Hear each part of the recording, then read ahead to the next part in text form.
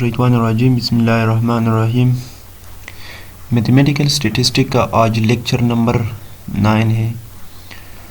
First of all अस्सलामु अलैकुम all my brother and sisters.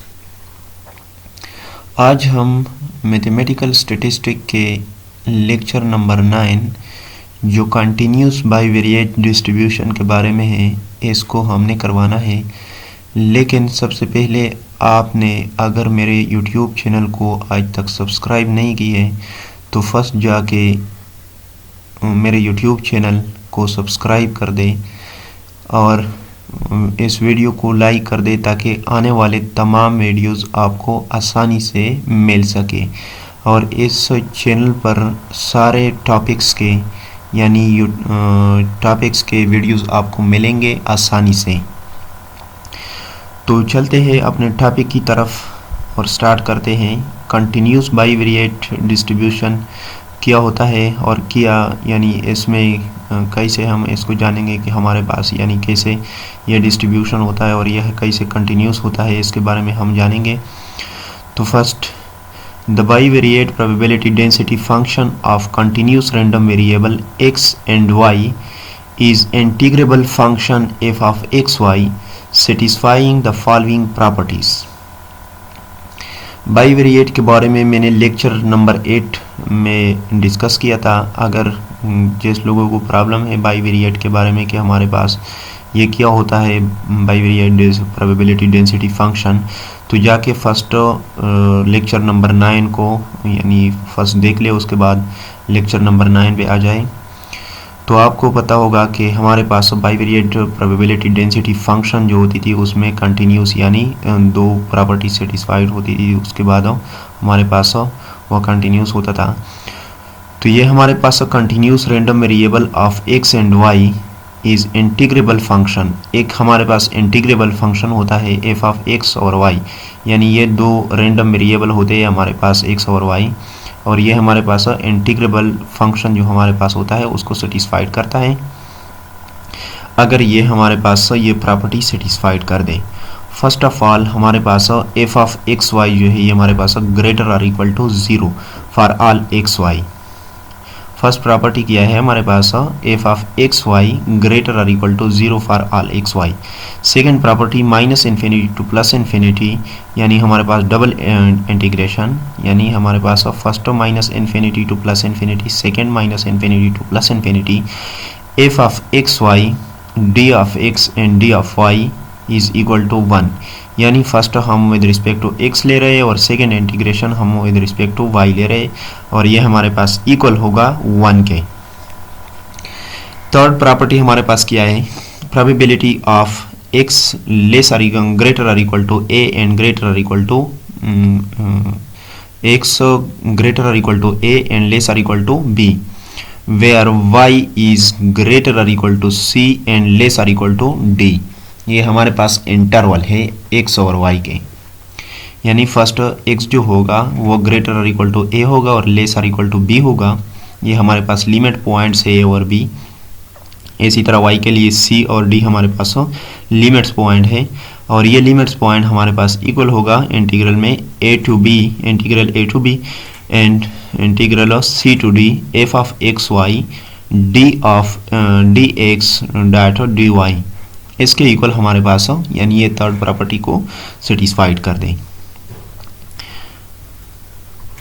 The distribution function of the bivariate random variable x and y is defined by, जो हमारे पास random हमारे पास bivariate distribution function है, इसको हम random variable x and y में हम इस तरह डिफाइन करते हैं कि f of x y is equal to first minus infinity to x and minus infinity to y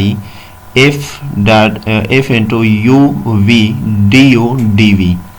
हम इस तरह इसको डिफाइन करते हैं रैंडम वेरिएबल्स में। अगर हमारे पास रैंडम वेरिएबल आ रहे हों तो इसको डिस्ट्रीब्यूशन फंक्शन बाइवेरिएट में हम इस तरह डिफाइन करते हैं f into x y is equal to minus infinity to x minus infinity to y integral f into u v d u d v, हम इस तरह डिफाइन करते हैं। noted that the relation d by dx f of x is equal to f of x.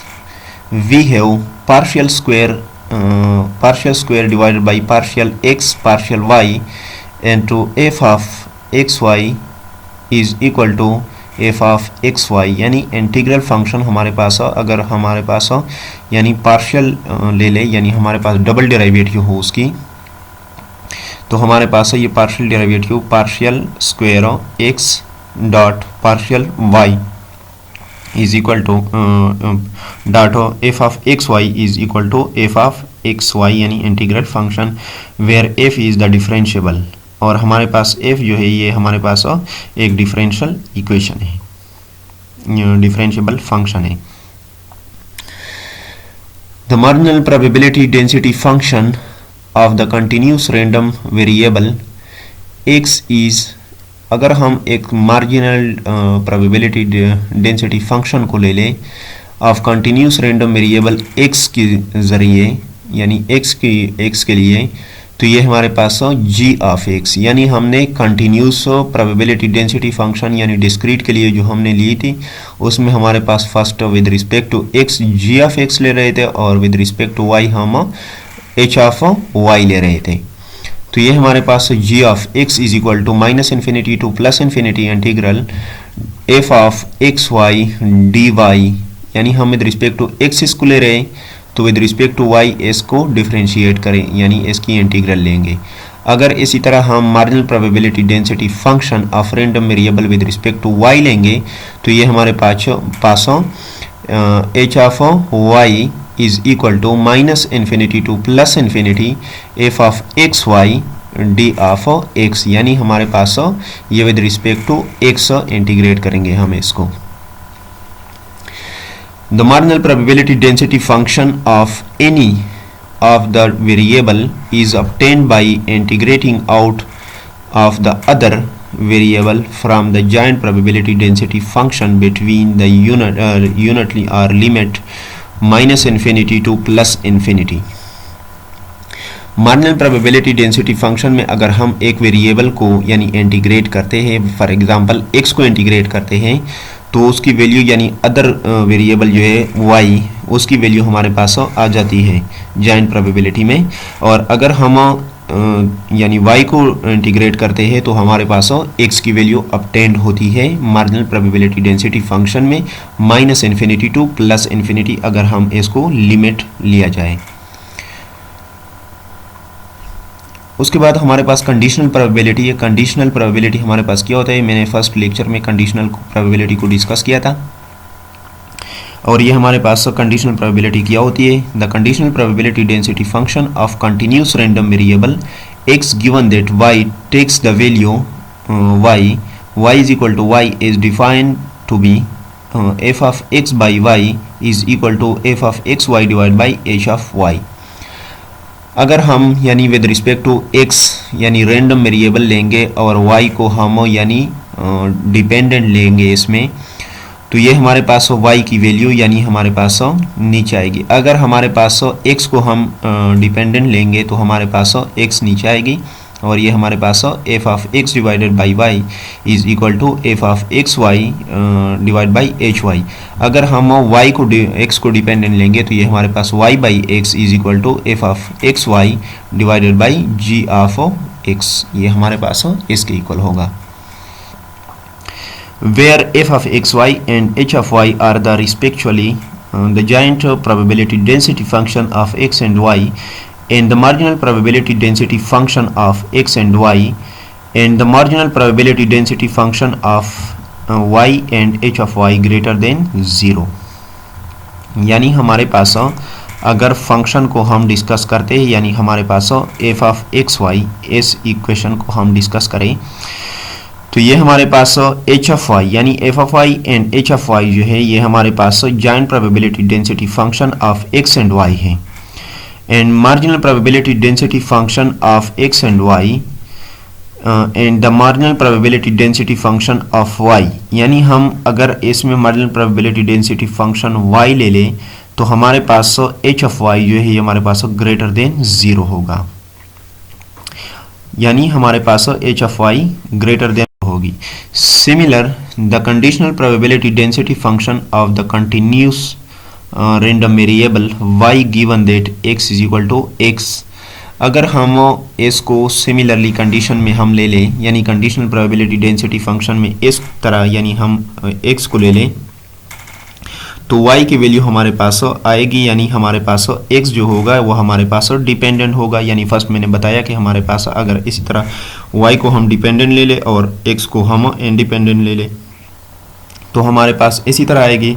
अगर हमारे पास x dependent हो और y independent हो तो ये हमारे पास इसी तरह, यानी y by x is equal to f of x y divide by g x where g of x greater than 0।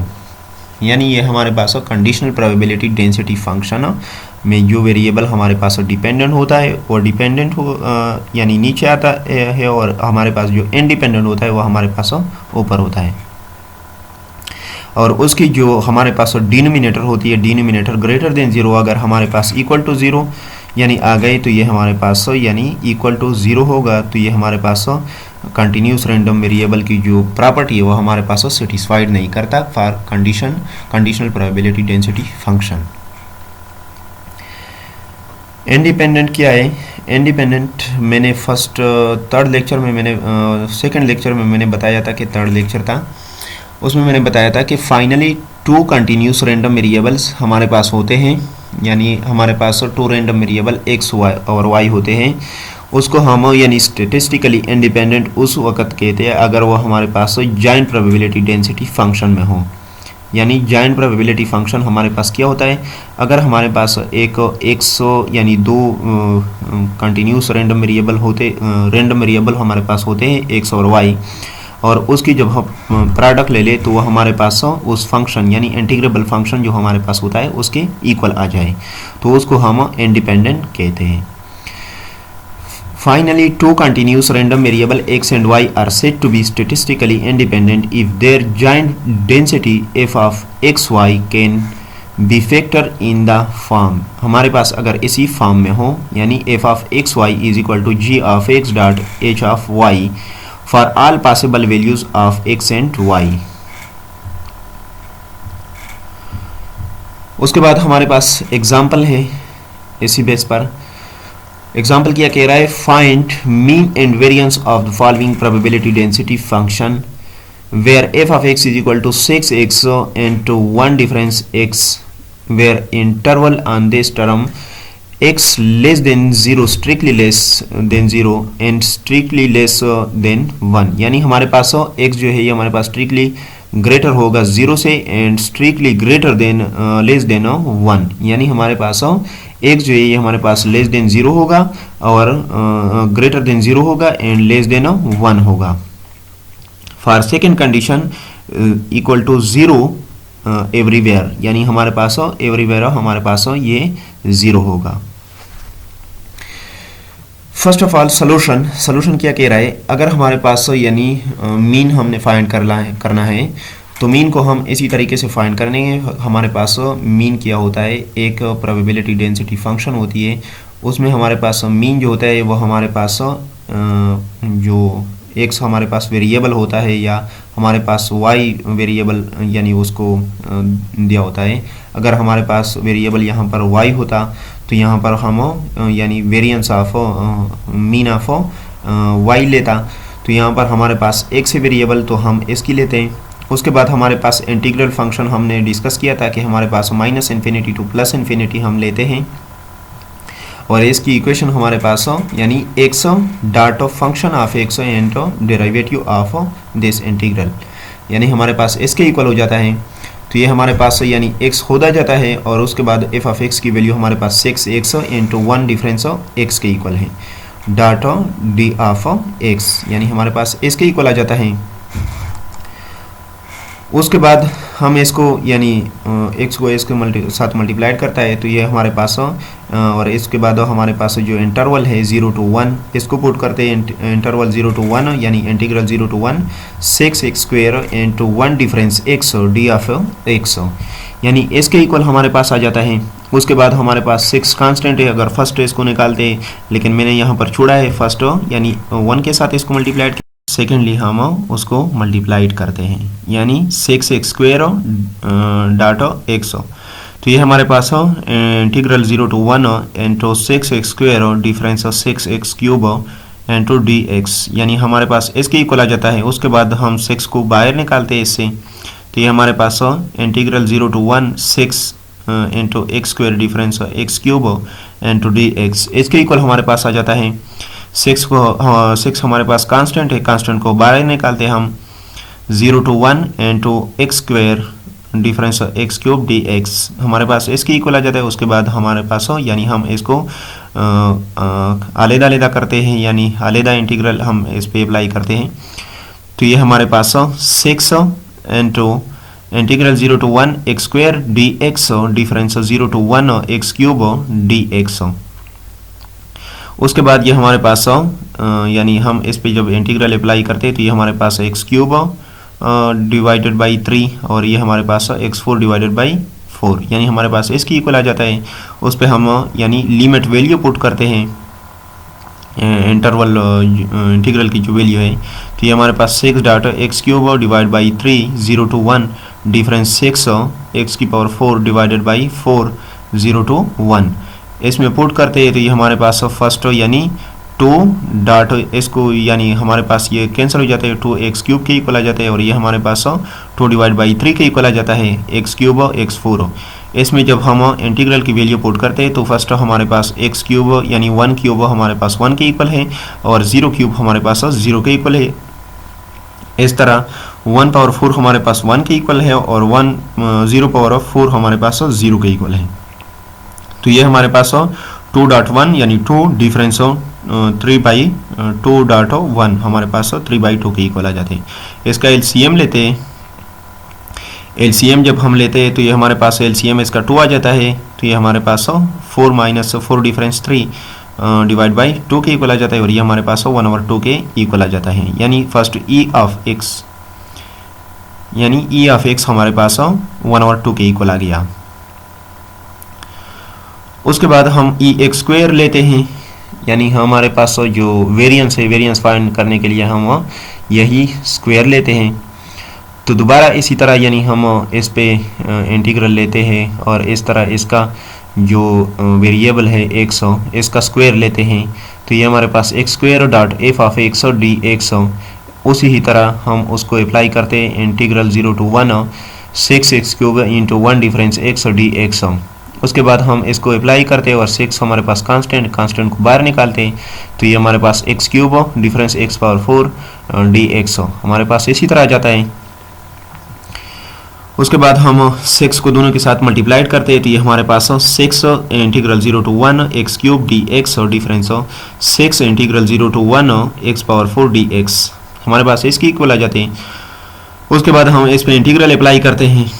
Integral जब हम अप्लाई करते हैं तो ये हमारे पास x पावर 4 डिवाइड बाई 4 के इक्वल आ जाता है और ये हमारे पास x पावर 5 डिवाइड बाई 5 के इक्वल आ जाते हैं। उसके बाद हम लिमिट वैल्यू पुट करते हैं, इसमें 1/4 कांस्टेंट है, इसको बाहर निकालते हैं और x पावर 4 पर 1 डिवाइड बाई 4 को बाहर निकालते हैं और x पावर 4 पर लिमिट यानी इंटीग्रल वैल्यू अप्लाई करते हैं। तो ये हमारे पास फर्स्ट यानी 1 आ जाते हैं और सेकेंड 0। इसी तरह हमारे पास सेकेंड इंटीग्रल यानी सेकेंड वैल्यू में हमारे पास 1 डिफरेंस 0 आ जाते हैं। तो 1 को 1/4 के साथ मल्टीप्लाइड करते हैं और ये 1 हमारे पास 1/5 के साथ हम मल्टीप्लाइड करते हैं। तो ये हमारे पास 6.1/4 डिफरेंस 6.1/5 के इक्वल आ जाते हैं। तो ये हमारे पास 3/2 डिफरेंस 6/5 के इक्वल आ जाता है। इसका एलसीएम लेते हैं और हमारे पास ये 3/10 के इक्वल आ जाते हैं। उसके बाद हम ये वेरिएंस फाइंड करते हैं। वेरिएंस का फार्मूला हमारे पास क्या है, ई एक्स स्क्वेयर डिफरेंस ई एक्स होल स्क्वेयर। तो ई एक्स स्क्वेयर हमारे पास 3/10 के इक्वल है और ई एक्स हमारे पास 1/2 के इक्वल था। 1/2 का जब हम स्क्वायर लेते हैं तो वो हमारे पास 1/4 के इक्वल आ जाता है। तो ये हमारे पास जब हम इसका एलसीएम लेते हैं तो ये हमारे पास एलसीएम इसका 10 आ जाता है और 10 6 डिफरेंस 5 डिवाइडेड बाई 20 यानी हमारे पास 10 और 4 का हमारे पास एलसीएम 20 है। तो ये हमारे पास 6 डिफरेंस 5 डिवाइडेड बाई 20 और ये हमारे पास 1/20 के इक्वल आ जाता है। इंशाल्लाह हमारा आज का क्लास जो है ये एंड होगी अगर ज़िंदगी रही।